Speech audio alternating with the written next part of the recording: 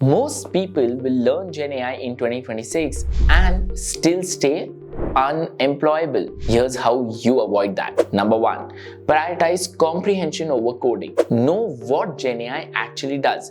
Reasoning, generating, predicting, and automating before you touch Python. Everything else becomes simple if you grasp the concepts. Number 2. Learn just what you need to know about Python. Forget the 200-hour lessons. To begin developing GenAI, all you need are variables, loops, functions, and libraries like NumPy, Pandas, and transformers. Number 3. Calculate the minimum effective dose, just intuition.